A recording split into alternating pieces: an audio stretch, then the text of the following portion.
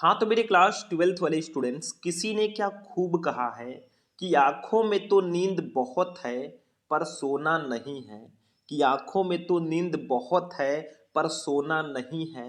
यही समय है कुछ कर दिखाने का, इसे खोना नहीं है। तो hello students, welcome back to my channel Shubham lecture. जितने भी हमारे स्टूडेंट 24 फरवरी को क्लास 12 हिंदी का पेपर देने वाले हैं, उनके लिए आज मैं लेकर आया हूं 12th हिंदी का एक महा मैराथन क्लास। लगभग 1.5 से 2 घंटे की ये क्लास होगी और इस 1.5 से 2 घंटे में हम पूरे हिंदी को एक ही वीडियो में पढ़ेंगे। यानी कि 1.5 या 2 घंटे में पूरी हिंदी में आज फिनिश करने वाला हूं। बिल्कुल सही सुना आपने, पूरा हिंदी एक ही वीडियो में खत्म। खंड का और खंड खा दोनों, इससे बाहर कुछ नहीं आएगा। देखो ये सारे टॉपिक आज इस वीडियो में हम कवर करने वाले हैं, आप खुद देख लो। पूरा टॉपिक जो हिंदी का 19 टॉपिक है ना, इस पूरे टॉपिक को एक ही वीडियो में एक एक करके हम पढ़ेंगे। तो ऐसा क्लास पूरे YouTube पर आपको कहीं नहीं मिलने वाला है, ठीक है। तो इस वीडियो को लास्ट तक देखना, वीडियो को लाइक कर देना, चैनल पर नए चैनल को सब्सक्राइब कर लेना। यही 1.5 से 2 घंटे बैठकर इस क्लास को देख लो, हिंदी की टेंशन बिल्कुल खत्म। और इस बार हम हिंदी में आग लगा के आएंगे, मतलब 100 में 95 प्लस लेकर आएंगे। ऐसी ऐसी क्लासेस जब मैं आपको दूंगा ना कि हिंदी में हर वो स्टूडेंट 95 प्लस लेकर आएगा।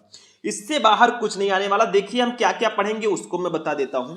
हम टोटल इस वीडियो में 19 टॉपिक पढ़ेंगे, एक नहीं, 5 नहीं, 10 नहीं, 15 नहीं, पूरे 19 टॉपिक। सबसे पहले हम लोग पढ़ेंगे बहुविकल्पीय प्रश्नों को, पूरे ये 10 नंबर का आता है, इसको हम डिस्कस करेंगे। और छोटे मोटे क्वेश्चन हम नहीं पढ़ेंगे, जो क्वेश्चन बहुत ज्यादा इंपॉर्टेंट है, आप खुद ही देख लो अपनी आंखों से। ये देखो कितनी बार ये क्वेश्चंस आ चुके हैं, कुछ ऐसे ऐसे क्वेश्चन आज मैं लेकर आया हूं। ये देखो कितनी बार ये क्वेश्चन आ चुके हैं, इस टाइप के मैं सारे क्वेश्चन बताऊंगा। सबसे पहले बहुविकल्पीय प्रश्नों की को, फिर महत्वपूर्ण गद्यांश को 10 नंबर, फिर पद्यांश को 10 नंबर, मतलब इन सभी को पढ़ेंगे। फिर लेखक का साहित्यिक परिचय 5 नंबर, फिर कवि का साहित्यिक परिचय 5 नंबर, फिर कहानी 5 नंबर, फिर खंड काव्य 5 नंबर। आपका खंड का हो गया 50 नंबर का, ये होगा। फिर खंड खा आपका आता है, ठीक है, 7 नंबर का ये आपका हो गया, 7 नंबर का ये हो गया, 2 नंबर का ये हो गया, 5 नंबर का आपका ये हो गया, 2 नंबर का ये हो गया, 2 नंबर का ये भी रहेगा, ठीक है। फिर 2 नंबर का ये रहेगा, वाक्य संशोधन आपका 2 नंबर का रहेगा, रस 2 नंबर, छंद 2 नंबर, ठीक है। इसके बाद में और भी 3 टॉपिक है, देखो अलंकार 2 नंबर, पत्र लेखन 6 नंबर और निबंध 6 नंबर, सॉरी निबंध 9 नंबर, ठीक है, निबंध 9 नंबर। टोटल आप अगर ऐड करेंगे तो पूरे 100 नंबर के पेपर को आज एक वीडियो में हम कवर करेंगे, देख लो, बाद में पछताना नहीं पड़ेगा। तो चलिए स्टार्ट करते हैं। सबसे पहले हम लोग पढ़ेंगे अपने खंड का को। खंड का में सबसे पहले भैया बहुविकल्पीय प्रश्न आते हैं, और हमारी लिस्ट में जो सबसे पहले नंबर वाला टॉपिक है वो बहुविकल्पीय प्रश्न ही है। तो इसको चलिए देखते हैं। देखो बहुविकल्पीय प्रश्नों में 10 क्वेश्चन आएंगे 10 नंबर के आपके। सबसे फर्स्ट क्वेश्चन देखो, प्रेमचंद का उपन्यास है, इसमें से कौन सा उपन्यास हमारे मुंशी प्रेमचंद जी का है? 2 बार एग्जाम में आ चुका है, चांसेस बहुत ज्यादा है। तितली, कंकाल, गोदान या त्यागपत्र? भैया गोदान जो उपन्यास है ये हमारे प्रेमचंद जी का उपन्यास है, ये ध्यान रखना, ठीक है। तो आपका थर्ड वाला ऑप्शन बिल्कुल करेक्ट होगा। ध्यान से समझना, मैं बीच बीच में क्वेश्चन भी करूंगा, आपको आंसर देना है। दूसरा, आलोचनात्मक कृत साहित्य सहचर के लेखक हैं, मतलब साहित्य सहचर के लेखक कौन है? रामचंद्र शुक्ल, श्याम सुंदर दास, हजारी प्रसाद द्विवेदी या हरिशंकर परसाई? भैया हजारी प्रसाद द्विवेदी जी हैं साहित्य सहचर के लेखक। ध्यान से देखो, पूरा हिंदी आज हम कवर कर देंगे। ये अगर आप लोग इतनी तपस्या कर लेते हो भैया, हिंदी में आप टेंशन बिल्कुल छोड़ दो। बहुत इंपॉर्टेंट क्वेश्चन मैं लेकर आया हूं। गद्यांश, पद्यांश, जीवन परिचय, कहानी, जो भी मैं आपको बताऊंगा सारे टॉप रेटेड हैं, यानी कि सबसे ज्यादा इंपॉर्टेंट है। वसुधा मासिक पत्रिका का संपादन प्रकाशन किया था, किसने किया था? वसुधा मासिक पत्रिका का संपादन राय कृष्ण दास ने, रामवृक्ष बेनीपुरी ने, अज्ञे ने या हरिशंकर परसाई जी ने? तो भैया हरिशंकर परसाई जी ने ही वसुधा मासिक पत्रिका का संपादन किया। तो फोर्थ ऑप्शन आपका बिल्कुल सही होगा। टॉप 10 बहुविकल्पीय प्रश्न मैं आपको बताऊंगा जो बहुत ज्यादा इंपॉर्टेंट है। चौथा क्वेश्चन देखो, मेरी असफलताएं बाबू गुलाब राय किस विधा की रचना है? मतलब मेरी असफलताएं जो है ये किस विधा की रचना है, बहुत इंपॉर्टेंट है। जीवनी साहित्य, कहानी, डायरी या आत्मकथा? तो भैया इसका राइट आंसर होगा ऑप्शन नंबर 4, आत्मकथा। देखो मेरी असफलताएं जो हैं ये आत्मकथा विधा की रचना है। बाबू गुलाब राय जी ने इसको लिखा है। चलो आगे बढ़ते हैं मेरे भाई, पांचवा क्वेश्चन आप खुद देख लो, आपके सामने है। अष्टछाप के कवियों का संबंध भक्ति काल की किस शाखा से है? मतलब अष्टछाप के जो कवि हैं उनका संबंध भक्ति काल की किस शाखा से है? ज्ञानाश्रयी शाखा, प्रेमाश्रयी शाखा, कृष्ण भक्ति शाखा या राम भक्ति शाखा? तो भैया सिंपल सा आंसर है, कृष्ण भक्ति शाखा से है। जो अष्टछाप के कवि है ना, उनका संबंध कृष्ण भक्ति शाखा से है। तो 5 क्वेश्चन आपका हो गया हिंदी गद्य साहित्य से। 5 क्वेश्चन अभी और पढ़ेंगे, टेंशन मत लो, हिंदी का आज खात्मा करने वाले हैं, कुछ नहीं बचेगा, ठीक है। चलो 6 नंबर क्वेश्चन, निम्नलिखित में कौन सा कवि छायावादी युग का नहीं है? इसमें से कौन से कवि हैं जो छायावादी युग के नहीं हैं? सूर्यकांत त्रिपाठी निराला, जयशंकर प्रसाद, महादेवी वर्मा या अज्ञेय? देखो अज्ञेय जी हमारे छायावादी युग के कवि नहीं हैं, बाकी जो तीनों हैं कवि वो छायावादी युग के कवि हैं। ये ध्यान रखना, बहुत स्पेशल क्वेश्चन है, ठीक है। चलो 7वां क्वेश्चन, दूसरा सप्तक का प्रकाशन वर्ष कब है? दूसरा सप्तक का प्रकाशन वर्ष कब है? 1943 ईस्वी, 1951 ईस्वी, 1959 ईस्वी या 1976 ईस्वी? तो इसका राइट आंसर होगा ऑप्शन नंबर सेकंड, 1951 ईस्वी। देखो दूसरा सप्तक का जो प्रकाशन वर्ष है ना, वो 1951 ईस्वी में दूसरा सप्तक प्रकाशित हुआ। एक क्वेश्चन यहां पे बनता है, जितने भी स्टूडेंट देख रहे हैं सबको इसका आंसर कमेंट बॉक्स में देना है। बताओ तार सप्तक का प्रकाशन वर्ष क्या है? तार सप्तक कब प्रकाशित हुआ? इसका आंसर आप लोग कमेंट बॉक्स में देंगे, क्योंकि ये क्वेश्चन मोस्ट इंपॉर्टेंट है। सर्च करके दो, चाहे जहां से इसका आंसर दो, लेकिन मुझे इसका आंसर चाहिए क्योंकि ये बहुत स्पेशल क्वेश्चन है।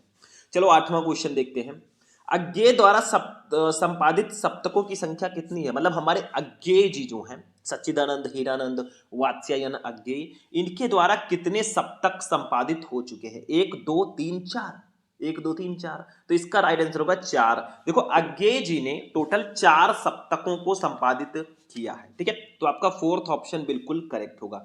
9 नंबर क्वेश्चन देखो, हरी घास पर क्षण भर कृत निम्नलिखित में से किसकी है? बताओ हरी घास पर क्षण भर ये रचना किसकी है? आपके पास 4 ऑप्शंस हैं, मतलब 4 बार ये एग्जाम में आ चुका है। तो भवानी प्रसाद मिश्र, बालकृष्ण शर्मा नवीन, अज्ञेय और नागार्जुन। तो भैया राइट आंसर होगा ऑप्शन नंबर 3 अज्ञेय जी। हरी घास पर क्षण भर ये जो रचना है ये हमारे अज्ञेय जी की रचना है। तो 3rd ऑप्शन बिल्कुल करेक्ट होगा। देखो कितना इंपॉर्टेंट है, 2022 में आया है तो 25 में आने के चांसेस बहुत ज्यादा हैं। 10 नंबर क्वेश्चन, कितनी नावों में कितनी बार काव्य कृति है? देखो बहुत इंपॉर्टेंट है, 23 तक आ चुका है तो 25 में भी आएगा।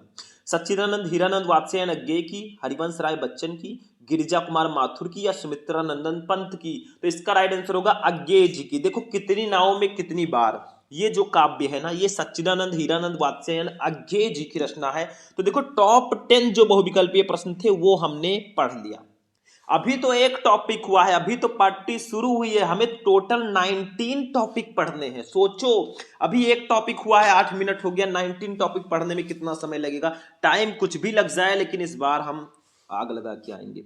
दूसरा जो हमारा टॉपिक है स्टूडेंट, वो है महत्वपूर्ण गद्यांश। देखो ये 10 नंबर का पूरे आता है, अपने 10 नंबर की ओर हम चलते हैं।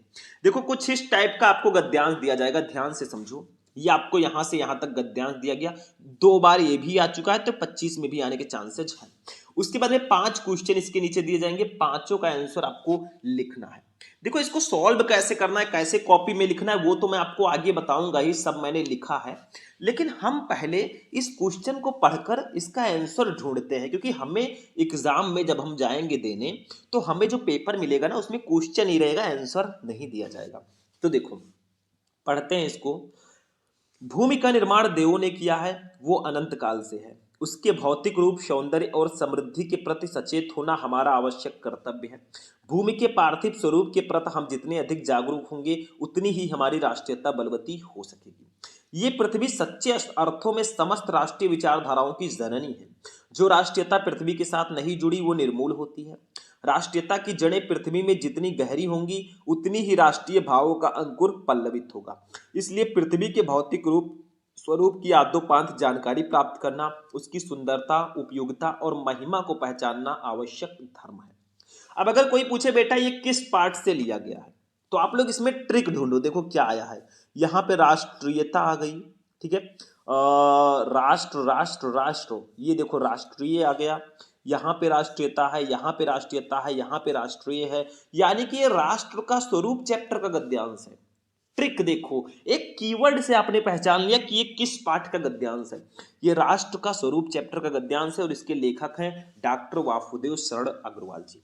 5 क्वेश्चन इसके नीचे है। फर्स्ट है उपयुक्त गद्यांश के पाठ और लेखक का नाम लिखिए। तो पाठ का नाम राष्ट्र का स्वरूप, लेखक का नाम डॉक्टर वासुदेव शरण अग्रवाल। दूसरा, रेखांकित अंश की व्याख्या कीजिए, यहां से लेकर यहां तक जिसके नीचे आपको लाइन दिख रही है ना, इसकी अपनी भाषा में व्याख्या करनी है।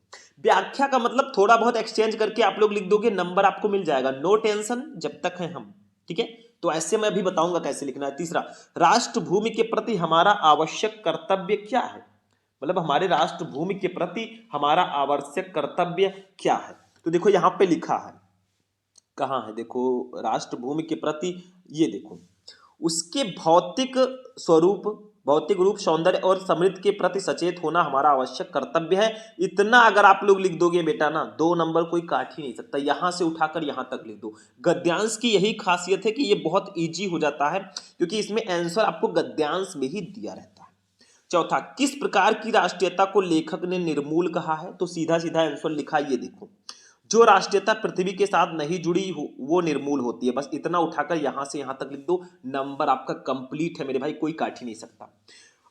चौथा, चौथा हो गया। पांचवा देखो, ये पृथ्वी सच्चे अर्थों में क्या है, या फिर अथवा लगा है ये पृथ्वी सच्चे अर्थों में किसकी जननी है। तो देखो लिखा है कहीं, ये पृथ्वी सच्चे अर्थों में, ये देखो ये इसका आंसर सीधा सीधा दिया है, 2 नंबर ये भी कंप्लीट। देखो ये पृथ्वी सच्चे अर्थों में समस्त राष्ट्रीय विचारधाराओं की जननी है, ये देखो यहां से यहां तक लिख दो, 2 नंबर ये भी कंप्लीट। तो कहां पड़े हो चक्कर में बेटा, कोई नहीं है टक्कर में। चलो इसको अब हम लोग समझते हैं। जब भी इसको सॉल्व करेंगे तो कुछ ऐसे लिखेंगे, भूमि का निर्माण, इसका first word dot dot dot dot करके, इसका लास्ट वर्ड आवश्यक धर्म है। देखो इसके लास्ट में है आवश्यक धर्म है, बस हो गया।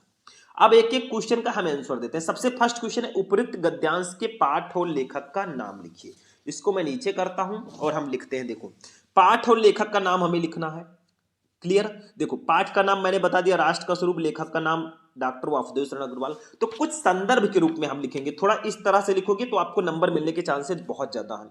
या आप डायरेक्टली भी लिख सकते हो, पाठ का नाम राष्ट्र का स्वरूप, लेखक का नाम वासुदेव शरण अग्रवाल, नो प्रॉब्लम, बिल्कुल टेंशन फ्री रहो, ऐसे भी लिख सकते हो। तो हम संदर्भ लिखेंगे, प्रस्तुत गद्यांश हमारी पाठ्य पुस्तक के गद्य भाग में संकलित एवं भारतीय संस्कृति की अध्येता डॉक्टर वासुदेव शरण अग्रवाल द्वारा लिखित राष्ट्र का स्वरूप शीर्षक निबंध से अवतरित है। ये हो गया मेरे भाई पाठ का, ये लेखक का नाम, ये पाठ का नाम, 2 नंबर आपके नाम, ऐसे एग्जामिनर देगा बिना किसी झिझक के, ठीक है, बेझिझक होकर। दूसरा, रेखांकित अंश की व्याख्या कीजिए। इसकी व्याख्या करनी है, जो राष्ट्रीयता पृथ्वी के साथ नहीं जुड़ी वो निर्मूल होती है। राष्ट्रीयता की जड़ें पृथ्वी में जितनी गहरी होंगी उतना ही राष्ट्रीय भावों का अंकुर पल्लवित होगा। इसलिए पृथ्वी के भौतिक स्वरूप की आदोपांत जानकारी प्राप्त करना, उसकी सुंदरता, उपयोगिता और महिमा को पहचानना आवश्यक धर्म है।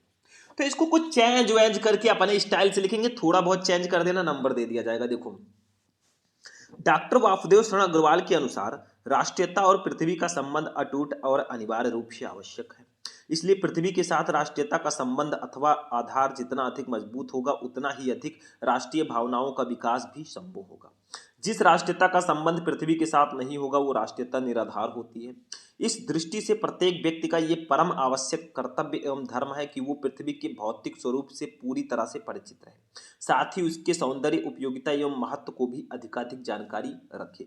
बेटा 2 नंबर कंप्लीट, थोड़ा बहुत चेंज करके लिख दो, कोई नहीं कह रहा कि आप किताबी भाषा लिखो, हिंदी को हिंदी में लिखना है कर सकते हो, यू कैन डू इट, बहुत ईजी है, ठीक है।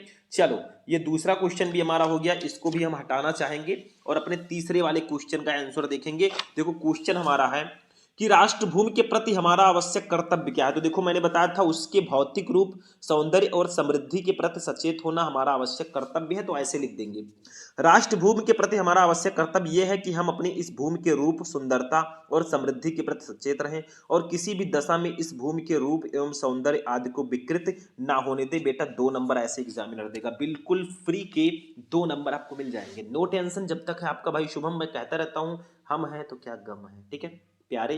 चलो ये भी हो गया। चौथा क्वेश्चन देखो, 2-2 नंबर हम कंप्लीट कर रहे हैं। 4 नंबर क्वेश्चन, किस प्रकार की राष्ट्रीयता को लेखक ने निर्मूल कहा है। तो ये देखो जो राष्ट्रीयता पृथ्वी के साथ नहीं जुड़ी वो निर्मूल होती है, तो लिख दो लेखक के अनुसार जो राष्ट्रीयता पृथ्वी के साथ नहीं जुड़ी होती है वो निर्मूल होती है। लो बेटा, ऐसे एग्जामिनर देगा 2 नंबर, फ्री के 2 नंबर। ठीक है, 5वां क्वेश्चन, ये पृथ्वी सच्चे अर्थों में क्या है? या इस प्रकार से भी आ सकता है, ये पृथ्वी सच्चे अर्थों में किसकी जननी है?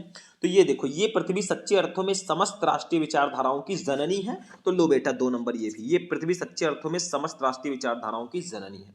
और 2-2 नंबर करके एग्जामिनर भी लिख देगा, ये बच्चों को ये मिला है 10/10, नो प्रॉब्लम जब तक है हम। तो अब हमारा दूसरा टॉपिक भी यहां पर कंप्लीट हुआ। अभी 19 टॉपिक में से सिर्फ 2 टॉपिक कंप्लीट हुए हैं। अभी तो पार्टी शुरू हुई है, आगे आगे देखिए होता है क्या। अब हम चलेंगे महत्वपूर्ण पद्यांश की ओर। चलो, हमने एक ऐसा पद्यांश लिया है भैया, श्रद्धा मनु चैप्टर का, जो बहुत इंपॉर्टेंट है। इसके कवि हैं जयशंकर प्रसाद जी। देखो क्या है, पहले इसको पढ़ते हैं। मैं लिखना तो सिखाऊंगा ही भाई, मैं पूरा सॉल्यूशन लेकर आया हूं, ये मैं लिखना भी सिखाऊंगा कैसे आपको जाकर छापना है बोर्ड एग्जाम में। तो देखो, पढ़ते हैं इसको पहले। कौन हो तुम वसंत के दूत, बिरस पतझड़ में अति सुकुमार, घन तिमिर में चपला की रेख, तपन में शीतल मंद बयार, लगा कहने आगंतुक व्यक्ति, मिटाता उत्कंठा सा विशेष, दे रहा हो कोकिल सानंद, सुमन को ज्यो मधुमय संदेश। 2020 में आया है भैया, चांसेस बहुत ज्यादा हैं। 5 क्वेश्चन इसके नीचे भी रहेंगे, लेकिन पहले इसको हम समझते हैं। श्रद्धा मनु का वार्तालाप यहाँ पे हो रहा है। होता क्या है, ध्यान से समझना थोड़ा सा। श्रद्धा जी जो है, कौन हो तुम वसंत के दूत। यहाँ मनु श्रद्धा से पूछते हैं, क्या पूछते हैं, कौन हो तुम, कौन हो तुम वसंत के, वसंत ऋतु के दूत, संदेश वाहक। मतलब मनु श्रद्धा से पूछते हैं कि इतनी सुकुमार दिखने वाली तुम कौन हो। ठीक है, बिरस पतझड़ में अति सुकुमार, मतलब बिरस पतझड़, बिरस, बिरस का मतलब होता है नीरस, पतझड़, पतझड़ के मौसम में अति सुकुमार, सुकुमार से, मतलब उनका कहना है जिस प्रकार पतझड़ के बाद बसंत के आगमन से चारों ओर हरियाली छाने लगती है, वैसे एक हरियाली के समान तुम कौन हो। घन तिमिर में चपला की रे, घन, घन का मतलब होता है बादल, तिमिर का मतलब होता है अंधकार।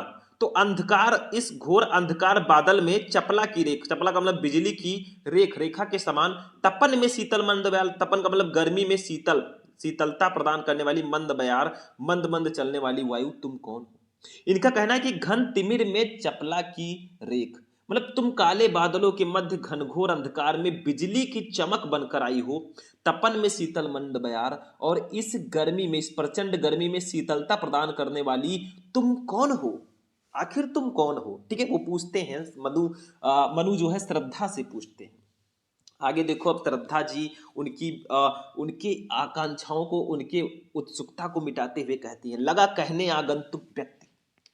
मतलब श्रद्धा को देखकर मनु के मन में यह जानने की तीव्र आकांक्षा होती है कि आखिर वो कौन है। अब क्या होता है, मनु जो है लगा कहने, वो लगा कहने आगंतुक व्यक्ति, आगंतुक का मतलब आया हुआ व्यक्ति, व्यक्ति मिटाता, मिटाता हुआ उत्कंठा, उत्कंठा का मतलब होता है उत्सुकता सा विशेष तीव्र। ठीक है, मतलब क्या होता है, मनु की आकांक्षा को शांत करती हुई श्रद्धा नाम की वो आगंतुक बोलती हैं। ठीक है, उनकी उत्सुकता को मिटाते हुए बोलती हैं। जब वो बोलती है तो कैसा लग रहा है, दे रहा हो कोकिल सा आनंद, ऐसा लगता है कि दे रहा हो, दे रहा हो कोकिल, कोयल सा आनंद, आनंद। जब वो बोलती है ना, तो उनकी वाणी जो है, उनकी आवाज ऐसी प्रतीत हो रही है जैसे कोयल अति प्रसन्नता के साथ। ठीक है, सुमन को ज्यो मधुमय संदेश, सुमन, सुमन को वो मधुमय, सुमन का मतलब होता है पुष्प को, मधुमय का मतलब होता है मधुर, संदेश, संदेश दे रहा हो। मतलब जब वो बोलती हैं, उनकी आवाज ऐसी प्रतीत हो रही थी जैसे कोयल अति प्रसन्नता के साथ अपनी मधुर ध्वनि में पुष्पों को बसंत के आगमन का संदेश दे रहा हो, ऐसा प्रतीत होता है।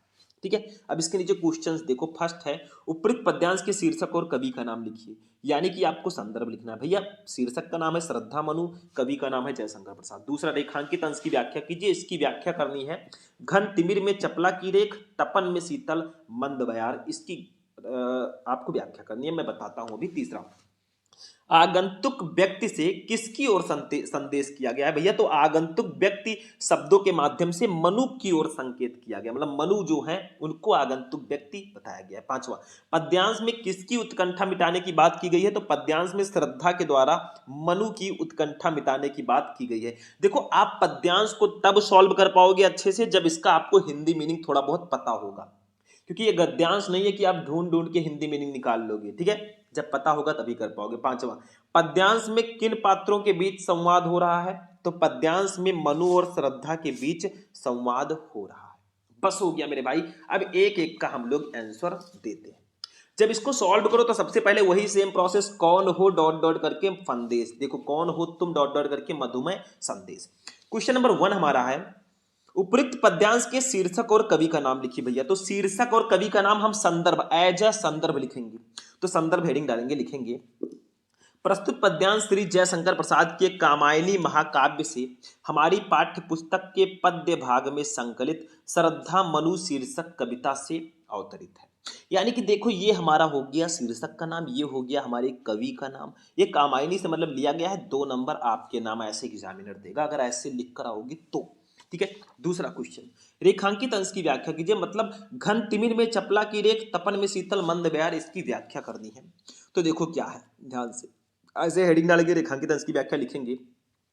मनु श्रद्धा से उसका परिचय जानने हेतु प्रश्न करते हुए कहते हैं कि मेरे इस अत्यंत निराशापूर्ण और अंधकारपूर्ण जीवन में काले बादलों के बीच बिजली की रेखा के समान और वेदना एवं व्यथा से तप्त मेरे जीवन में शीतल और मंद गति से चलने वाली पवन के समान तुम कौन हो। ले बेटा 2 नंबर, परिचय पूछ पूछ के 2 नंबर आपको दिया जा रहा है। तीसरा क्वेश्चन, आगंतुक व्यक्ति से किसकी ओर संकेत किया गया है। तो आगंतुक व्यक्ति से, अब जो क्वेश्चन है इजी है, देखो आगंतुक व्यक्ति शब्दों के माध्यम से मनु की ओर संकेत किया गया है। लो बेटा 2 नंबर, इसका भी कंप्लीट है। बस आप इसका मीनिंग समझ जाओ, क्वेश्चन का आंसर बहुत आसानी से दे दोगे। चौथा, पद्यांश में किसकी उत्कंठा मिटाने की बात कही गई है। तो पद्यांश में श्रद्धा के द्वारा मनु की उत्कंठा मिटाने की बात कही गई है। 2 नंबर, ये भी कंप्लीट। पांचवा, पद्यांश में किन पात्रों के बीच संवाद हो रहा है। तो पद्यांश में मनु और श्रद्धा के बीच संवाद हो रहा है। 2 नंबर, ये भी कंप्लीट। बहुत इजी हो जाता है पद्यांश अगर आपको हिंदी मीनिंग पता होता है, और एग्जामिनर भी ऐसे देता है 10 में 10। ठीक है, बस ये हमारा हो गया टॉपिक नंबर। अभी तो हम टॉपिक नंबर 3 को किए हैं, 19 टॉपिक है भैया, अभी तो पार्ट 3 शुरू हुई है। ठीक है, चलो अब हमारे टॉपिक में आता है लेखक का साहित्यिक परिचय। ये देखो लेखक का साहित्यिक परिचय अब हम लोग पढ़ेंगे, ध्यान से समझना। हमारे लेखक जी हैं, फेमस हैं, तो इनका साहित्यिक परिचय अब हम लोग जानेंगे। तो एक लेखक को मैंने लिया है, वो लेखक भैया हमेशा बोर्ड एग्जाम में आते हैं, तो आज हमने उन्हीं का साहित्यिक परिचय उठाकर मैं ले आया हूं। देखो आचार्य हजारी प्रसाद द्विवेदी, इनको कोई कैसे भूल सकता है, क्योंकि ये बहुत फेमस लेखक हैं हमारे 12th के, और इनका साहित्यिक परिचय हमेशा आता है। देखो जब भी आप किसी लेखक या कवि का साहित्यिक परिचय लिखें तो सबसे पहले एक छोटा सा हेडिंग जीवन परिचय होना चाहिए, ये आप लोग डालना। फिर आपका साहित्यिक परिचय हेडिंग रहेगा भैया, इसमें इनका हिंदी साहित्य में परिचय कैसा है, क्या करते थे, कैसे लेखक थे, और इनके पुरस्कारों को लिखना है। फिर रचनाओं को लिख दो, नंबर आपको मिल जाएगा।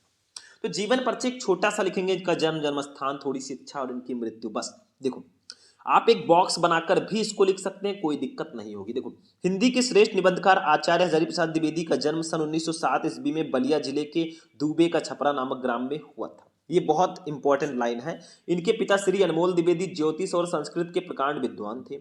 हजारी प्रसाद द्विवेदी का 19 मई 1979 ईस्वी को रोगड़ता के कारण स्वर्गवास हो गया। बस हो गया मेरे भाई, ये आपका जीवन परिचय। साहित्यिक परिचय के लिए आपको 3 नंबर मिलते हैं, तो इसको सही से लिखना, मतलब इनका हिंदी साहित्य में कैसा परिचय है। देखो हजारी प्रसाद द्विवेदी साहित्य के प्रख्यात निबंधकार, इतिहास लेखक, अन्वेषक, आलोचक, संपादक तथा उपन्यासकार के अतिरिक्त कुशल वक्ता और सफल अध्यापक भी थे।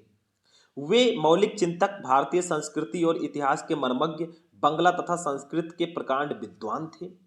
इनके साहित्य पर संस्कृत भाषा, आचार्य रामचंद्र शुक्ल और रविंद्रनाथ ठाकुर का स्पष्ट प्रभाव है। मतलब इनके बारे में लिखना है, कैसे क्या थे आखिर, ये कौन कौन सी क्वालिटीज थी। इन्होंने विश्व भारती और अभिनव भारतीय ग्रंथमाला का संपादन किया।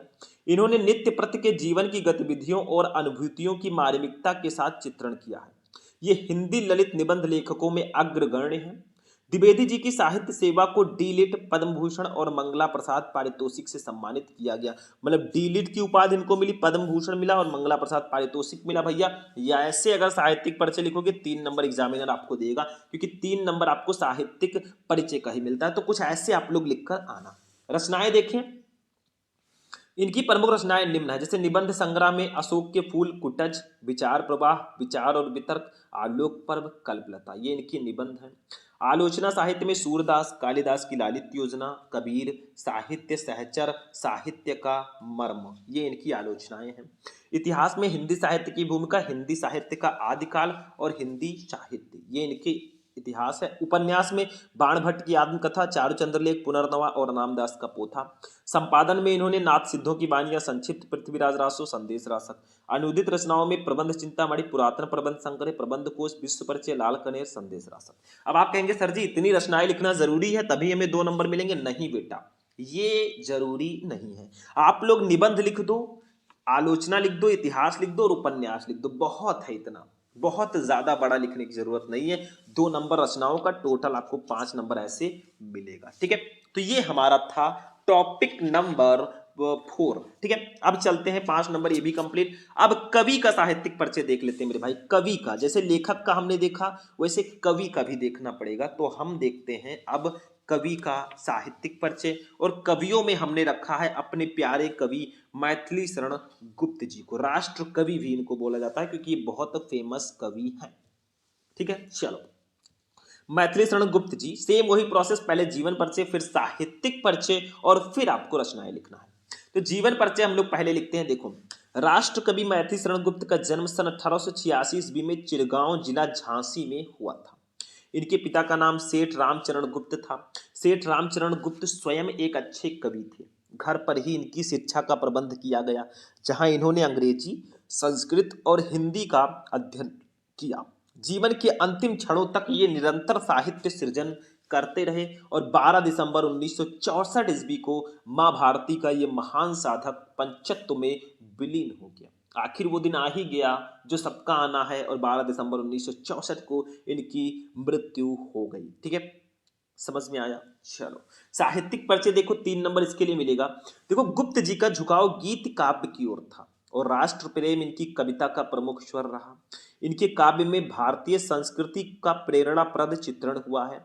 इन्होंने अपनी कविताओं द्वारा राष्ट्र में जागृति उत्पन्न की ही साथ ही सक्रिय रूप से असहयोग आंदोलनों में भी भाग लेते रहे, जिसके फलस्वरूप इन्हें जेल भी जाना पड़ा। साकेत महाकाव्य पर इन्हें हिंदी साहित्य सम्मेलन प्रयाग से मंगला प्रसाद पारितोषिक भी मिला। भारत सरकार ने गुप्त जी को इनकी साहित्य सेवा के लिए पद्म भूषण से भी सम्मानित किया और राज्यसभा का सदस्य मनोनीत किया। मतलब इतनी सारी इनको भैया पुरस्कार इतने सारे मिले हैं, तो ये बहुत ही फेमस कवि हैं, इसका मतलब नहीं है। 3 नंबर आपका इस साहित्यिक परिचय के लिए कंप्लीट होगा। 2 नंबर रचनाओं का मिलता है। देखो, मैथिली शरण गुप्त जी की रचनाएं निम्न हैं। 2 प्रकार की इन्होंने रचनाएं लिखी, एक मौलिक रचनाएं, दूसरा अनुदित रचनाएं। मौलिक रचनाओं में भारत भारती, जयद्रथ वध, पंचवटी, साकेत, यशोधरा, नहुस, ये इनकी मौलिक रचनाएं, बहुत फेमस रचनाएं हैं। अनुदित रचनाओं में मेघनाथ वध, ब्रजभाषा, वीरांगना, प्लासी का युद्ध, ये इनकी अनुदित रचनाएं हैं। बस हो गया मेरे भाई, ये इनकी रचनाएं हो गई। 2 नंबर इसका कंप्लीट। और एग्जामिनर ने भी बोल दिया ले बेटा 5/5 ले, आधा नंबर भी नहीं कटने वाला। इसको भी मैं हटाऊं तो हमारा नेक्स्ट टॉपिक आएगा। बढ़ते चलो आगे। अभी तो भैया हमने 5 टॉपिक पढ़ा, अब ये 6 नंबर टॉपिक है। देखो कहानी 5 नंबर की ये भी आती है। अब कहानी को हम जानते हैं थोड़ा सा। कहानी में मैंने बताया था 2-3 कहानी बहुत इंपॉर्टेंट है, पंचलाइट, बहादुर, ध्रुव यात्रा। इन्हीं 3 कहानियों का पढ़ लो आप लोग, सारांश और उद्देश्य दोनों पढ़ लो, आपका 5 नंबर कंप्लीट है। तो आज हम बहादुर कहानी का उद्देश्य पढ़ेंगे। देखो, सारांश मैं पहले भी बहादुर कहानी का बता चुका हूं, या किसी भी कहानी का मैं सारांश पहले ही बता चुका हूं। ठीक है, और आज हम बहादुर कहानी का उद्देश्य पढ़ेंगे। कहानी भैया तो आपकी कहानी बना सकती है, 5 नंबर ये कंप्लीट होता है क्योंकि लगातार एग्जाम में आता है। तो बहादुर कहानी, इसका उद्देश्य थोड़ा सा हम लोग पढ़ते हैं। देखो, आधुनिक कथा जगत में प्रेमचंद की कहानी कला को अक्षुण्ण रखने वाले कलाकारों में अमरकांत अग्रणी है। ये अमरकांत जी की कहानी है। इनकी कहानियों में मध्यम वर्ग तथा निम्न वर्ग की पारिवारिक परिस्थितियों का सजीव, आदर्श तथा यथार्थवादी चित्रण मिलता है। इनकी बहादुर कहानी मध्यम वर्गीय परिवार में नौकरी करने वाले बहादुर नाम के पहाड़ी लड़के पर आधारित एक रोचक, सुगठित, संक्षिप्त तथा समस्या मूलक कहानी है। इसमें बताया गया है कि मात्र पूंजीपति ही श्रम का शोषण नहीं करते, वरन सामान्य मध्यम वर्ग भी इस कुकृत्य में पीछे नहीं है। इस कहानी का उद्देश्य समाज में उत्पन्न वर्ग संघर्ष को मानवीय सहानुभूति द्वारा समाप्त करने का संदेश देना है। शोषितों के प्रति मानवता एवं प्रेम का व्यवहार ऊंच नीच के भेद के कारण दिलों में पड़ी दरार को भर देता है। बहादुर भी मानवीय स्नेह एवं संवेदनाओं का भूखा है। मालिक द्वारा पीटे जाने और प्रतिक्रिया स्वरूप उसके घर छोड़ दिए जाने पर परिवार के सभी लोगों को पश्चाताप का अनुभव होता है। वे स्वयं को दोषी महसूस करते हैं। मतलब होता क्या है, बहादुर नाम का जो लड़का होता है ना, वो काम भी करता है, ऊपर से उसको पीटा जाता है। मिडिल क्लास वाले जो लोग हैं, जो उसको नौकरी पर रखते हैं, उनको पीटते हैं, फिर वो क्या करता है, घर छोड़कर चला जाता है। ठीक है।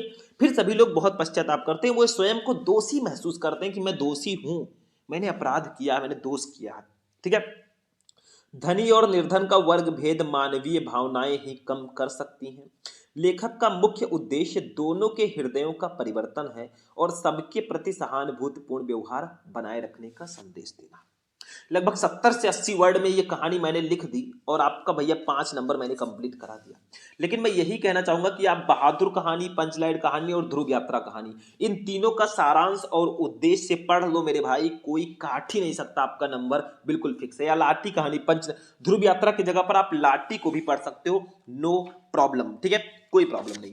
चलो ये कहानी भी हो गई। अब देखो हमारा खंड का जो है, इसमें एक और टॉपिक बचता है, ये 5 नंबर का, ये है खंड काव्य।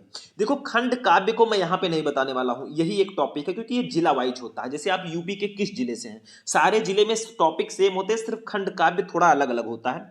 कुछ जिलों में रश्मि रथी होगा, किसी में त्यागपति, किसी में श्रवण कुमार, किसी में मुक्त यज्ञ, किसी में आलोक वृत्त, किसी में सत्य की जीत। तो भैया ये अलग अलग जिले वाइज होते हैं। तो ये आपको स्वपठित खुद पढ़ना है मेरे भाई। स्वपठित का मतलब खुद पढ़ो जो आपके जिले में। अब आप कमेंट कर देना आप किस जिले से हैं और आप में कौन सा खंड काव्य है। तो हमारा खंड का जो है वो यहाँ पर पूरा 50 नंबर का जो खंड का है वो कंप्लीट होता है। मतलब हमने आधा पेपर अपना सॉल्व कर दिया है। खुशियां मनाओ, लड्डू वड्डू बांटो।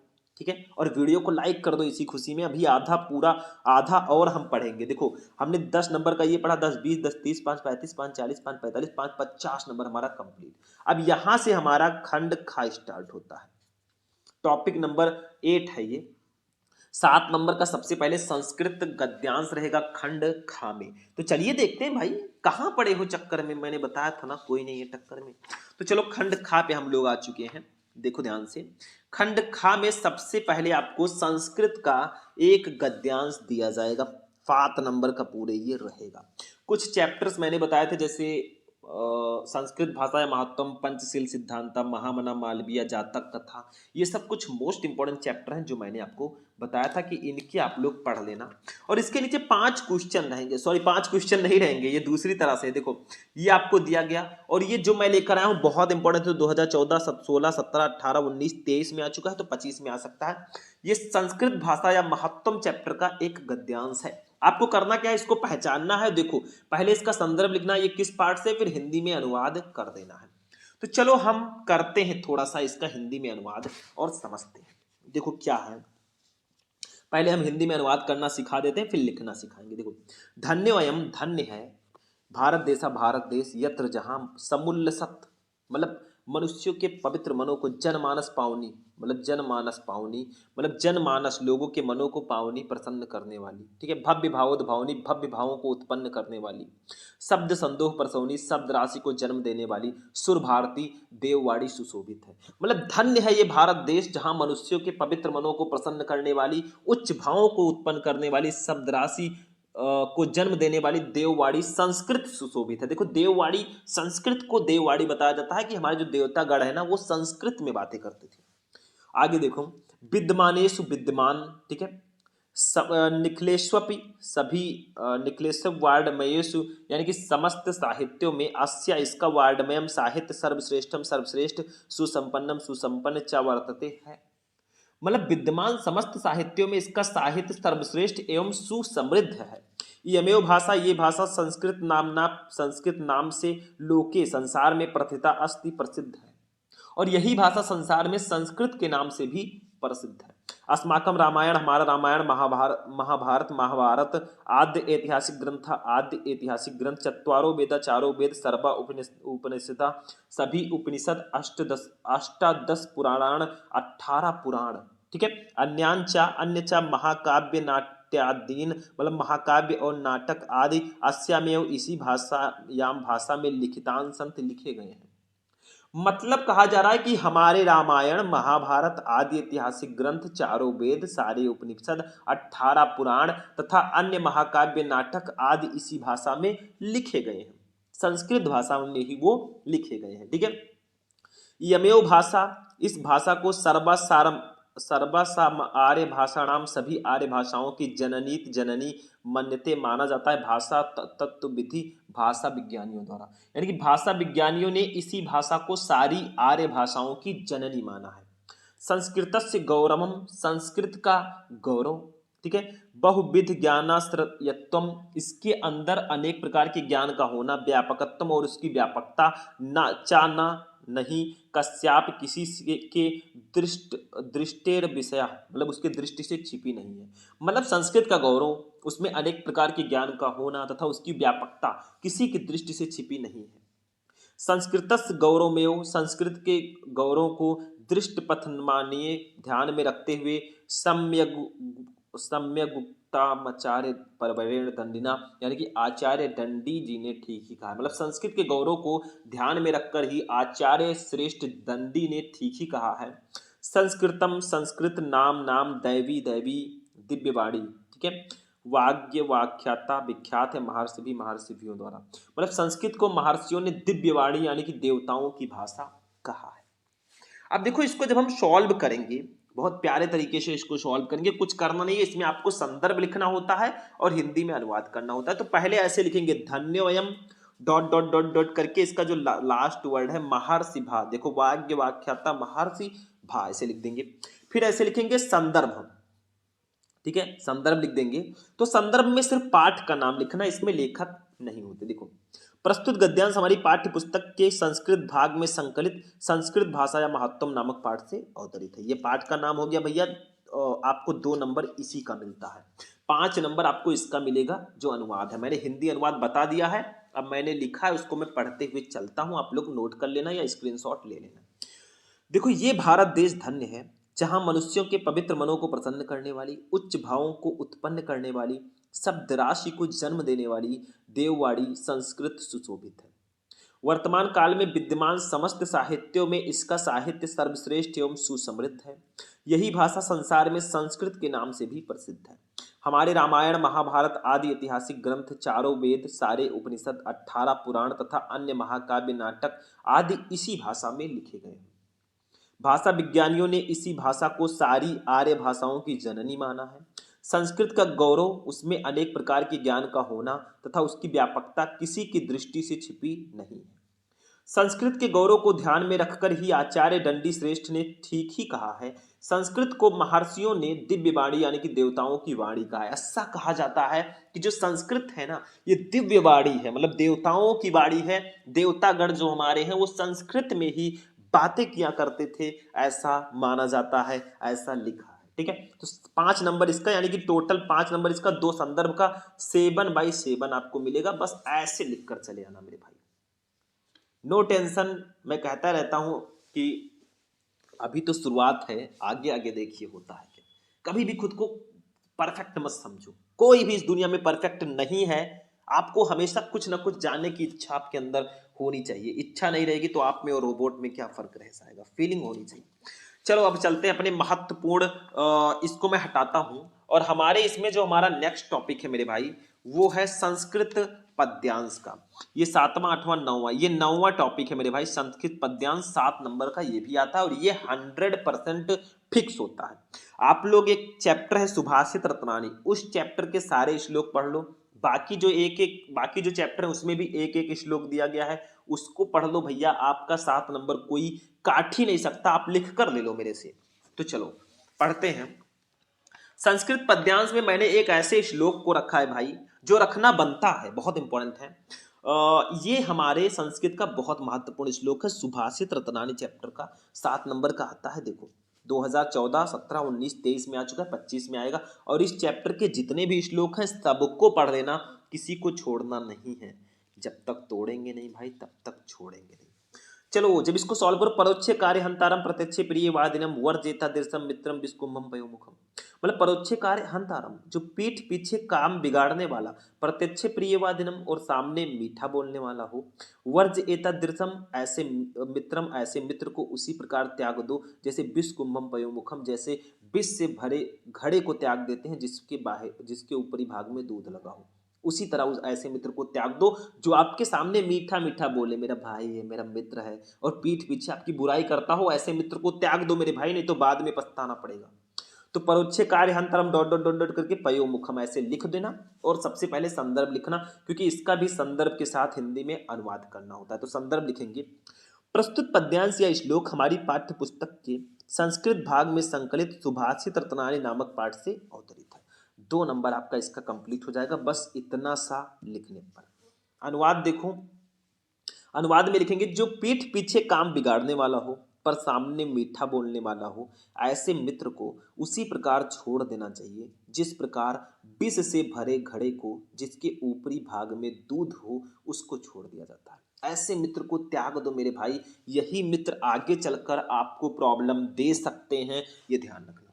ठीक है, चलो अब हमारा ये टॉपिक तो हो चुका है। 5 नंबर इसके लिए भी, यानी कि आपको टोटल मिलाकर 7 नंबर दे दिया जाएगा। ठीक है, तो हमारा ये 9 नंबर टॉपिक था। हमें टोटल 19 टॉपिक पढ़ने, तो अभी भी 12 टॉपिक हैं। ठीक है, बस बहुत बड़े बड़े नहीं है, लेकिन हाँ कुछ बड़े भी हैं, तो पढ़ते चलो समझते चलो। देखो आते हैं अपने नेक्स्ट टॉपिक पर। ये 10 नंबर हमारा टॉपिक है, मुहावरे एवं लोकोक्तियां। 2 नंबर का आता है, इसको पढ़ लेते हैं। 2 मुहावरे मैं आपको बता देता हूं बिना प्रॉब्लम के। देखो मुहावरे एवं लोकोक्तियां 2 नंबर का आता है। तो सबसे पहले आपको दिया जाएगा जैसे अपना उल्लू सीधा करना, ये आपको दिया जाएगा। इतना ही क्वेश्चन रहेगा, अपना उल्लू सीधा करना। आपको इसका अर्थ लिखकर वाक्य प्रयोग करना है। तो अर्थ मैंने लिख दिया, स्वार्थ सिद्ध करना, इसका अर्थ हो गया। और वाक्य प्रयोग में लिख देंगे, आजकल नेता लोग वोट के लिए खुशामद करके अपना उल्लू सीधा करते हैं। बस इतना लिख दो। देखो आपको अर्थ लिखकर वाक्य प्रयोग करना होगा, तो हमने अर्थ लिख दिया, इधर वाक्य प्रयोग कर दिया, आपका ये 2 नंबर कंप्लीट हो जाएगा। ठीक है, एक और दिया गया है, मैं उसको भी थोड़ा सा बता देता हूं मेरे भाई, क्योंकि जानना जरूरी है। जितना जाने रहोगे आपके लिए अच्छा रहेगा। ठीक है, दूसरा वाला मुहावरा देख लो। दूसरा है हमारा ईद का चांद होना, मतलब अधिक दिनों में दिखाई देना, बहुत दिनों बाद दिखाई देना। तो वाक्य प्रयोग कर दो, भाई विपिन जब से तुम इंजीनियर बने हो ईद का चांद हो गए हो। ये आपका देखो वाक्य में प्रयोग हो गया। क्वेश्चन, ये वाक्य प्रयोग बिल्कुल बिल्कुल एब्सोल्युटली राइट होगा। ठीक है, तो ये आपका हो गया भैया मुहावरे एवं लोकोक्तियां। 2 नंबर कंप्लीट। हमारी लिस्ट में जो आता है 11 नंबर पर टॉपिक, ये है आपठित गद्यांश, अनसीन पैसेज। ठीक है, तो ऐसे कुछ अपठित गद्यांश आपको दिया जाएगा, इतना बड़ा दिया, इसको पढ़ो। इसके नीचे 3 क्वेश्चन है, तीनों का आंसर दो, आप नंबर ले जाओ। तीनों का आंसर देना है, बहुत इजी है, सिर्फ इसी में से ढूंढना है और आपको नंबर मिल जाएगा। तो चलो भाई ढूंढते हैं। ठीक है, ढूंढोगे तो मिल जाएगा। चलो पहले इसको पढ़ते हैं, ध्यान से समझना। किसी देश की उन्नति तथा अवनति वहां के नारी समाज पर निर्भर करती है। मतलब किसी देश की जो उन्नति है और अवनति है वहां की नारी समाज पर निर्भर करती है। जिस देश में नारी जागृत, शिक्षित तथा गुणवती होती है, वही देश संसार में सबसे अधिक उन्नति समझा जाता है। जिस जिस देश में जो नारियां हैं, महिलाएं हैं, वो जागृत हैं, शिक्षित हैं, गुणवती हैं, वही देश संसार में सबसे अधिक उन्नत समझा जाता है। इस दृष्टिकोण से भारत के वैदिक युग में नारी का महत्वपूर्ण स्थान था। मतलब वैदिक युग में नारी का महत्वपूर्ण स्थान था। उस समय भारत सब देश का सिरमौर माना जाता था। सरस्वती, लक्ष्मी और दुर्गा आदि देवियां विद्या, धन और शक्ति के प्रतीक मानी जाती थी। जीवन की ये जीवन के लिए ये भी तीनों ही महत्वपूर्ण साधन है। कौन? विद्या, धन और शक्ति। ठीक है, ये नारी रूपी देवियों की कृपा से ही प्राप्त हो सकते थे। अतः भारतवर्ष में सर्वत्र देवियों का पूजन होता था। मनु ने तो यहां तक कह दिया कि जिस घर में नारी को सम्मान नहीं मिलेगा उसको कभी रिद्धि सिद्धि प्राप्त नहीं हो सकती। अब क्वेश्चन देखो क्या है, जीवन के लिए कौन से जीवन के लिए जीवन के लिए कौन से साधन महत्वपूर्ण बताए गए हैं। ठीक है, मैं यहीं पे आपको बता देता हूं। देखो इसका आंसर जो है मैंने लिखा था, शायद दूसरा लिख गया है, तो मैं यहीं पे आपको बता देता हूं कि जीवन के लिए कौन से साधन महत्वपूर्ण बताए गए हैं। तो आप डायरेक्टली लिख दो, ये विद्या, धन और शक्ति की प्रतीक मानी जाती है। जीवन के लिए भी ये तीनों ही महत्वपूर्ण साधन है, मतलब विद्या, धन और शक्ति ये जीवन के तीन महत्वपूर्ण साधन बताए गए हैं। यही जीवन के महत्वपूर्ण साधन बताए गए। विद्या होनी चाहिए, ठीक है, धन होना चाहिए और शक्ति होनी चाहिए। दूसरा, उपयुक्त गद्यांश का शीर्षक निर्धारित कीजिए। तो देखिए आप लोग लिख दीजिए नारी सशक्तिकरण का महत्व। इस गद्यांश का शीर्षक है नारी सशक्तिकरण का महत्व। तीसरा, भारत में नारी का महत्वपूर्ण स्थान किस काल में था? तो देखो यहां पे लिखा है इस दृष्टिकोण से भारत के वैदिक युग में नारी का महत्वपूर्ण स्थान था। तो लिख दो भारत में नारी का महत्वपूर्ण स्थान वैदिक युग में था। तो 1 नंबर, 2 नंबर, 2 नंबर, आपको टोटल 5 नंबर मिलेंगे। देखो इसको मैंने लिखा था लेकिन शायद किसी दूसरे गद्यांश का आंसर यहाँ पे लिख गया है, तो मैं यहाँ पे आपको मैंने बता दिया, ठीक है। कोई प्रॉब्लम? नो प्रॉब्लम, ठीक है। तो ये आपका अपठित गद्यांश हो जाएगा। नेक्स्ट टॉपिक की अगर हम लोग बात करें तो भैया 12 नंबर जो हमारा टॉपिक होगा ये शब्द युग्म होगा। मतलब शब्द युग्म का मतलब दो शब्दों का जोड़ा। जैसे ये देखो मैंने लिखा है शब्द युग्म, ठीक है। अब इसका सही आंसर हमें देना है। जैसे शब्द युग्म का मतलब क्या होता है? फर्स्ट है क्वेश्चन, पुरुष परुष, इसका सही अर्थ क्या होगा? जो पहले उसका अर्थ पहले, जो बाद में उसका अर्थ बाद में ही होगा, ठीक है। तो नर और नारी, आदमी और फरसा, पुरुष और पैसा, आदमी और कठोर। देखो पुरुष का मतलब होता है आदमी, परुष का मतलब होता है कठोर। तो आपका फोर्थ ऑप्शन बिल्कुल सही होगा। बहुत ही इंपॉर्टेंट ये क्वेश्चन है, 2015, 17, 19 में आ चुका है, ठीक है। दूसरा, ग्रह ग्रह, इसका सही अर्थ क्या होगा? घर और नक्षत्र, घर और गृहस्थी, गिरोह और घर, गांव और घर। तो भैया इसका सही आंसर जो होगा, देखो ग्रह का मतलब घर, ग्रह का मतलब नक्षत्र, तो फर्स्ट ऑप्शन बिल्कुल करेक्ट होगा। लो बेटा आपका शब्द युग्म भी हो गया, ठीक है। 12 नंबर टॉपिक भी हमारा हो गया हमारी लिस्ट में। अब देखो कुछ छोटे छोटे टॉपिक आ रहे हैं, फिर अभी अच्छे अच्छे टॉपिक आएंगे। 13 नंबर टॉपिक है अनेकार्थी शब्द। तो अनेकार्थी शब्द का मतलब जो शब्द अर्थ होता है, पर्यायवाची शब्द जिसको हम लोग बोलते थे। तो अनेकार्थी शब्द को देखते हैं, 2 नंबर का आता है। जैसे आपको कहा जाएगा, जैसे अंबर दे दिया गया, इसके 2 अर्थ लिखो, किसी एक शब्द के 2 अर्थ। तो अंबर को हम आकाश भी बोलते हैं, वस्त्र भी बोलते हैं, ये हो जाएगा।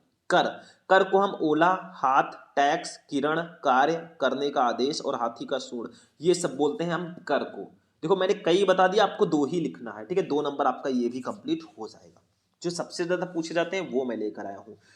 14 नंबर वाला टॉपिक हमारा है अनेक शब्दों के लिए एक शब्द। 2 नंबर का ये भी आता है। तो ये देखो अनेक शब्दों के लिए एक शब्द, बहुत इंपॉर्टेंट क्वेश्चन मैंने लिया है। देखो फर्स्ट, जिसने इंद्रियों को जीत लिया हो उसको हम लोग क्या कहेंगे? जिसने इंद्रियों को जीत लिया हो, इंद्रियवान, विजेता, जितेंद्रिय या संत। भैया उसको जितेंद्रिय बोलेंगे। जिसने इंद्रियों को जीत लिया हो उसको जितेंद्रिय बोलते हैं।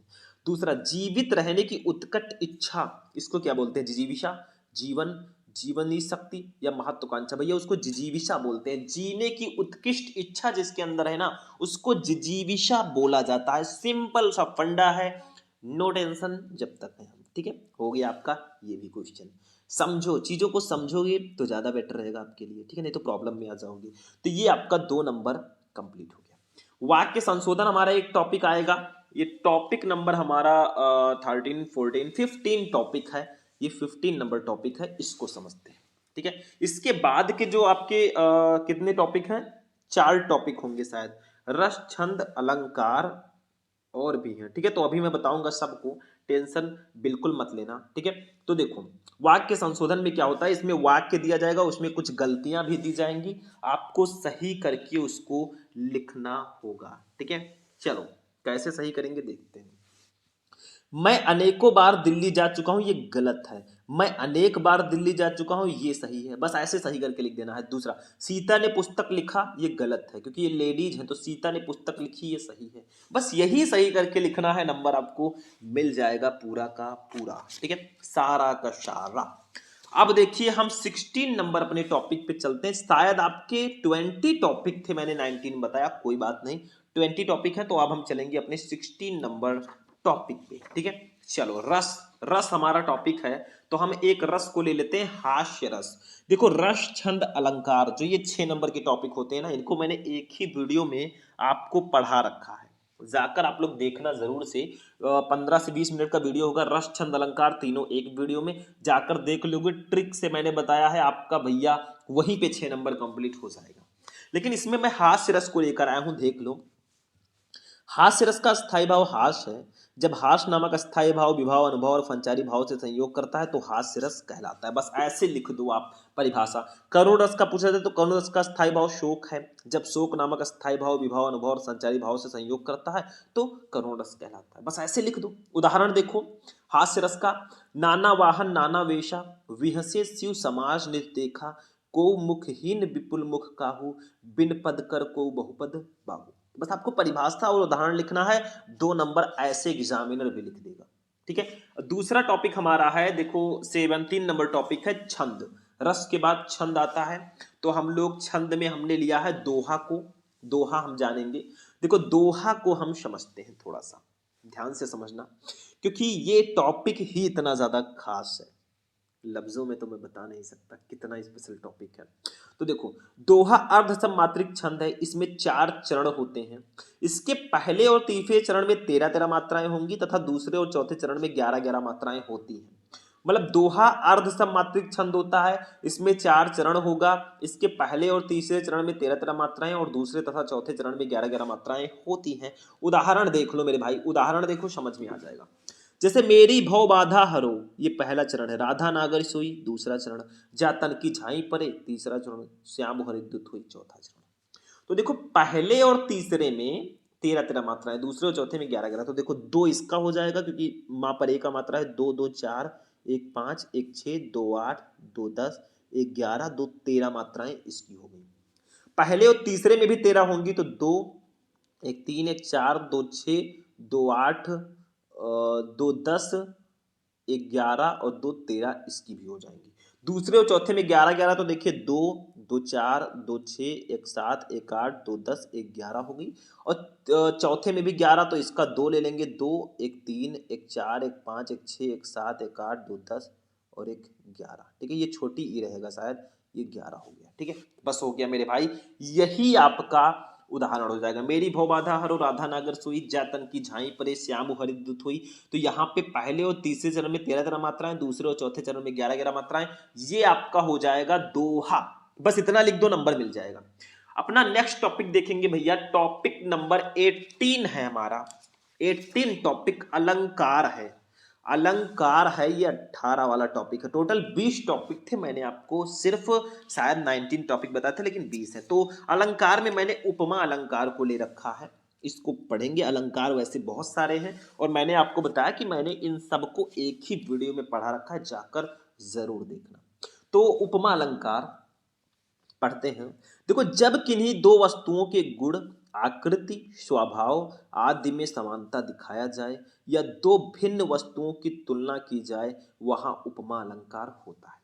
मतलब जब किन्हीं दो वस्तुओं के गुण, आकृति और स्वभाव आदि में समानता दिखाया जाए या दो भिन्न वस्तुओं की तुलना की जाए तो वहां पे उपमा अलंकार होगा। जैसे उदाहरण देखो, हरिपद कोमल, हरिपद कोमल कमल से।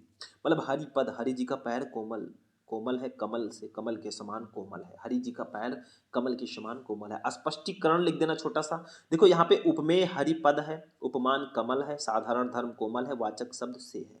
मतलब उपमेय क्या होता है, जिसकी तुलना की जाए। तो हरिपद, हरि जी के पैर की तुलना की जा रही है तो ये उपमेय होगा। उपमान क्या होता है, जिससे तुलना की जाए। तो कमल से की जा रही है तो ये उपमान होगा। ठीक है, साधारण धर्म कोमल होगा, वाचक शब्द से होगा। तो हरिपद कोमल कमल से, बस हो गया। इतना लिख दोगे, नंबर आपको फाइनली मिल जाएगा। अब जो हमारे लास्ट के 2 टॉपिक होंगे बहुत स्पेशल होंगे कि भैया, क्योंकि एक आपका है पत्र लेखन 6 नंबर का पूरे आता है, एक निबंध है 9 नंबर का। तो इसको जानना बेहद जरूरी है।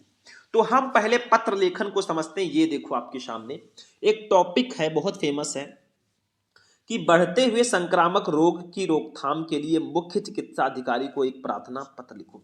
मतलब बढ़ता हुआ संक्रामक रोग है, लगातार बढ़ रहा है, दवाइयों का अभाव हो रहा है, प्राथमिक स्वास्थ्य केंद्र पर, सरकारी जो अस्पताल है उसमें दवाइयों का अभाव है।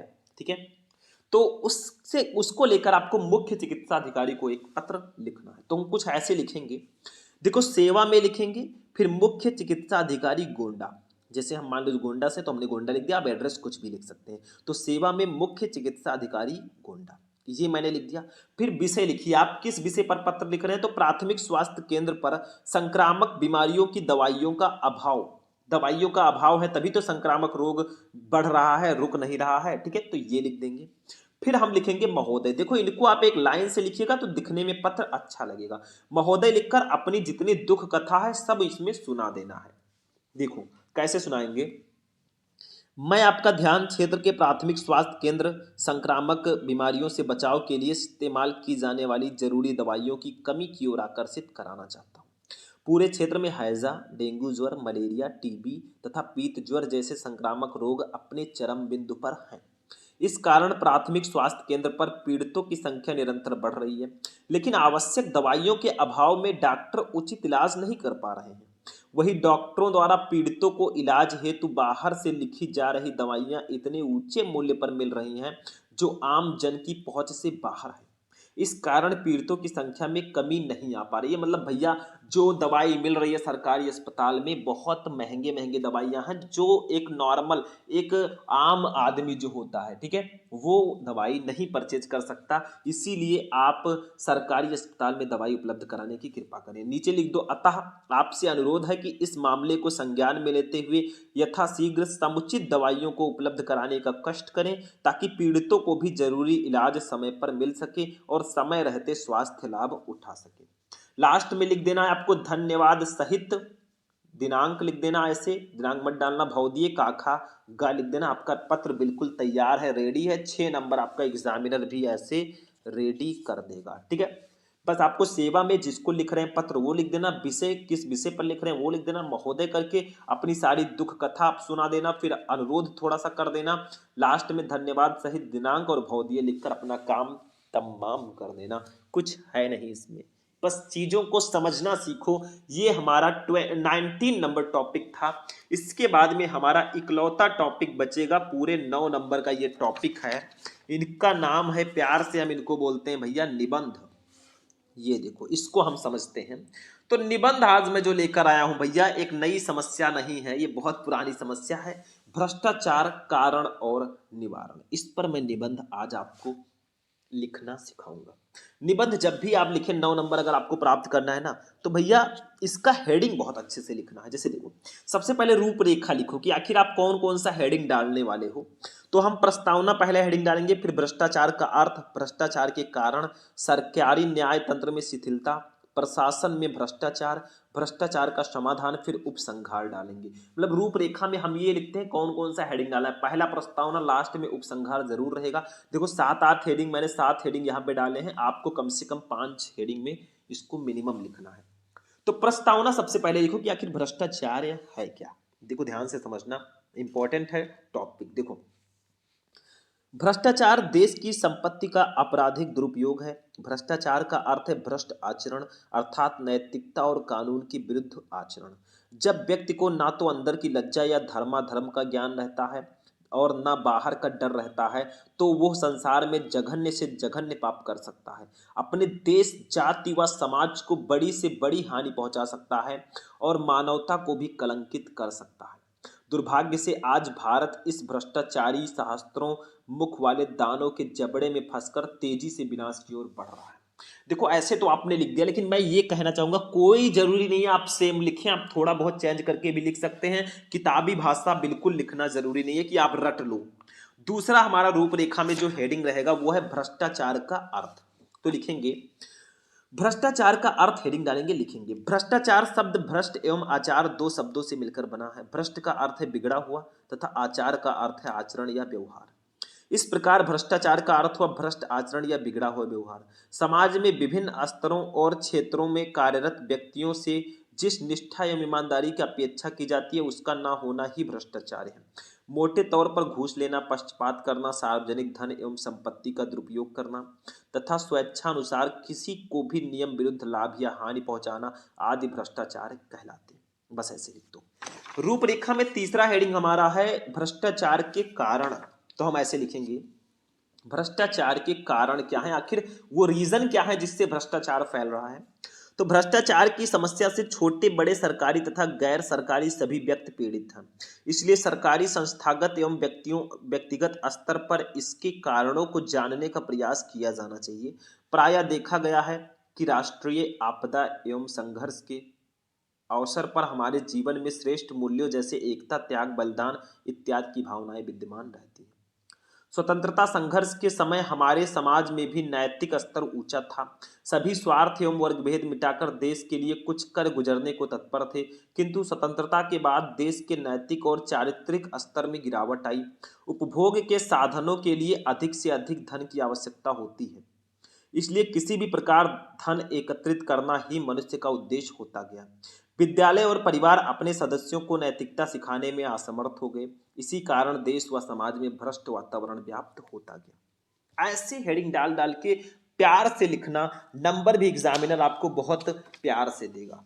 चौथा हेडिंग हमारा जो है उपसंहार में, हेडिंग मैं दिखा दूं पहले, ये देखो, सरकारी न्याय तंत्र में शिथिलता, ये हमारा हेडिंग है और इसको देखते हैं। देखो, पढ़ते चलो, कुछ खास है नहीं, थोड़ा बहुत चेंज करके लिख दोगे, नंबर आपको मिलेगा। देखो, भ्रष्टाचार में लिप्त होने वाले व्यक्तियों को इससे रोकने में या तो नीति ज्ञान सहायक होता है या समाज का दंड विधान। यह बात सही है कि जब मनुष्य की आत्मा उचित अनुचित का निर्णय करने योग्य नहीं रहती तथा जब नीति के बंधन शिथिल हो जाते हैं, तब दंड की कठोरता का डर व्यक्ति को बुराइयों से रोकता है। लेकिन हमारी न्याय पद्धति एवं न्याय व्यवस्था इतनी शिथिल है कि अपराध का निर्णय बहुत विलंब से होता है। सरकारी स्तर पर व्याप्त भ्रष्टाचार को समाप्त करने में शक्तिशाली विपक्ष एक सकारात्मक भूमिका निभा सकता है। दुर्भाग्य की बात यह है कि हमने लोकतंत्र की स्थापना तो कर ली, किंतु अभी तक सशक्त एवं रचनात्मक विपक्ष की महत्व को नहीं समझ पाए। यदि विपक्ष चाहे तो सरकार के मनमाने आचरण पर अंकुश लगा सकता है। पांचवा हेडिंग रहेगा प्रशासन में भ्रष्टाचार। भैया हमारे प्रशासन में कैसा भ्रष्टाचार है, तो देखो, भारत में बहुदलीय लोकतंत्रीय राज्य व्यवस्था है। अनेक राष्ट्रीय एवं क्षेत्रीय दल हर बार चुनाव में अपने उम्मीदवार खड़े करते हैं। उन्हें चुनाव लड़ाने के लिए प्रचुर साधनों एवं धन की आवश्यकता होती है। ये धन दलों को चंदों द्वारा प्राप्त होता है। चुनावों के लिए चंदा देकर बड़े बड़े पूंजीपति किसी दल की सरकार बनने पर उससे अनुचित लाभ उठाते हैं। वे पर्याप्त धन चंदे में इसलिए देते हैं ताकि चंदे में दी गई संपत्ति के बदले लाभ उठाया जा सके। देखो कितने होशियार हैं लोग, कैसे कैसे लोग कैसे कैसे पैसे कमाते हैं, आप खुद ही देख लो। पढ़ रहे हो, आपके अंदर ज्ञान है। आखिर इसका समाधान कैसे करें भाई, ये हेडिंग बहुत इंपॉर्टेंट है और हमारा 6 नंबर हेडिंग है भ्रष्टाचार का समाधान। तो देखो, समझो, भ्रष्टाचार का समाधान। भ्रष्टाचार को दूर करना आसान काम नहीं है, परंतु इसे समाप्त किए बिना हमारे देश का अस्तित्व ही खतरे में पड़ सकता है। हमें इसे दूर करना ही होगा। भ्रष्टाचार जैसी समस्या के समाधान के लिए चुनाव पद्धति में भी सुधार लाना आवश्यक है। सफल लोकतंत्र नागरिकों की जागरूकता पर आधारित होता है, इसलिए भ्रष्टाचार को मिटाने के लिए नागरिकों में जागरूकता पैदा करना अत्यंत जरूरी है। क्योंकि यदि बदली नहीं व्यवस्था तो नेतृत्व बदल कर क्या होगा। जब खुद माझी ही पागल हो तो पतवार बदल कर क्या होगा। बस हो गया मेरे भाई। ये आगे देखो, थोड़ी सी और लिखो, राजनीति से ऊपर उठकर राष्ट्रीय स्तर पर विचार और प्रयास करना आवश्यक है। आज हमारे समाज में भ्रष्टाचार एक रोग के रूप में व्याप्त है। जब तक सभी नागरिक और सभी दल निहित स्वार्थों और हितों से ऊपर उठकर इस पर विचार नहीं करेंगे, तब तक भ्रष्टाचार जैसी समस्या से मुक्ति असंभव है, संभव नहीं है। लास्ट हेडिंग उपसंहार रहेगा, बहुत जरूरी है। आखिर क्या कैसे करेंगे, तो यदि प्रशासन और जनता देश से भ्रष्टाचार रूपी दानों को मिटाने के लिए एकजुट होकर कार्य करें तो वह दिन दूर नहीं कि भारत भ्रष्टाचार मुक्त देश बनकर जल्द ही विकसित देशों की श्रेणी में आ खड़ा होगा। हमें मिलकर यह संकल्प लेना होगा कि हम अपने महान राष्ट्र की प्राचीन संस्कृति को पुनर्जीवित कर देश को भ्रष्टाचार मुक्त बनाएंगे, ताकि हमारा देश फिर से सोने की चिड़िया कहलाए। बस हो गया मेरे भाई। ऐसे हम लोग अपने देश को बचा सकते हैं भ्रष्टाचार के इस दानों से, ठीक है। तो ये हमारा हो गया। और आज का जो हमारा 19 नहीं 20 जो टॉपिक था भैया, पूरा हिंदी एक वीडियो में कवर हो गया। 1 घंटे की क्लास, ये 1 घंटे से भी ज्यादा की क्लास हो गई है और पूरा हिंदी आज मैंने एक वीडियो में कवर करवा दिया है। तो कहां पड़े हो चक्कर में, टेंशन मत लो, आगे आगे देखिए होता है क्या। तो 24 फरवरी हिंदी में जाकर छाप देना मेरे भाई, 100 में 100 लेकर आओगे, टेंशन मत लो। और अगर ऐसे ही आपको क्लासेज और भी बहुत सारी चाहिए तो आप लोग सिर्फ इस वीडियो को लाइक करना, चैनल को सब्सक्राइब करना और कमेंट बॉक्स में मुझको बता देना कि आपको किस टॉपिक पर क्लास चाहिए। और मेरा मोटिवेशन याद रखना कि भैया आंखों में तो नींद बहुत है पर सोना नहीं है। यही समय है कुछ कर दिखाने का, इसे खोना नहीं है। इस टाइम को चाहो तो आप सोने में गुजार दो, चाहो सोना बना दो, ये आपके ऊपर है।